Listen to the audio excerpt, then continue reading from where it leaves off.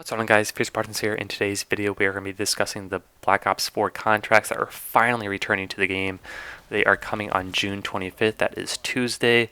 Now before we get into all that though, I just want to mention real quickly, it is Double XP weekend this weekend, and on top of that it is also going to be Black Ops Pass weekend, so free DLC for everyone, even those who do not own the Black Ops Pass. And if you did not know, even when it's not this weekend, you can always play the DLC maps by just partying up with someone who does own the Black Ops Pass, and you can play them in multiplayer matches. So moving back onto the contracts, though, contracts are going to be helping us get more reserve crates and also earning more rewards like XP and all that sort of stuff, merits in Blackout, and then plasma in zombies. So there's two types of contracts. There are daily and there are active contracts. So each game mode will get one daily contract, and then there will also be 6 active contracts for each game mode. So the game modes: multiplayer, league play, blackout, and zombies. Now that's up to 28 contracts at any given time. So the daily ones will obviously refresh every 24 hours, and then the active contracts will refresh on different intervals. So I assume the easier ones will probably refresh, every 2 to 3 days, whereas the more difficult ones that take a little bit more play time will probably refresh every 5 to 7 days. I don't see any of them lasting more than like a week, unless if it's a very special contract. But that could also be set up as a special contract, kind of like how we saw in Black Ops 3. So it's about time we got these. These were in Black Ops 3, and it's taken them 7 to 8 months to add into here.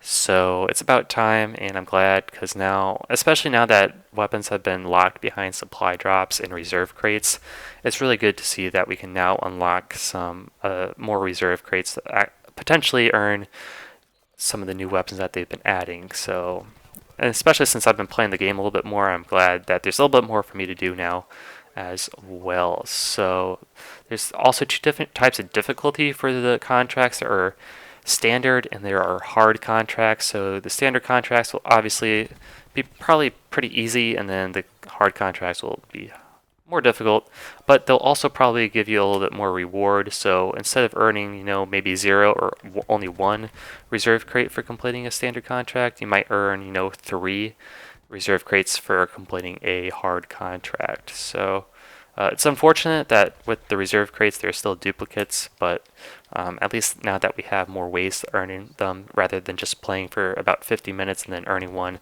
through the little tier loop, there's more ways to earn them now. So that's a good sign. Hopefully they don't screw anything up. You never know, it's Activision and Treyarch, so they always tend to find a way to somehow screw up what sounds like a great idea and just kind of make it into a very poor business choice. So we'll just have to wait and see if they do somehow screw these up, but I do not see them doing that at the moment.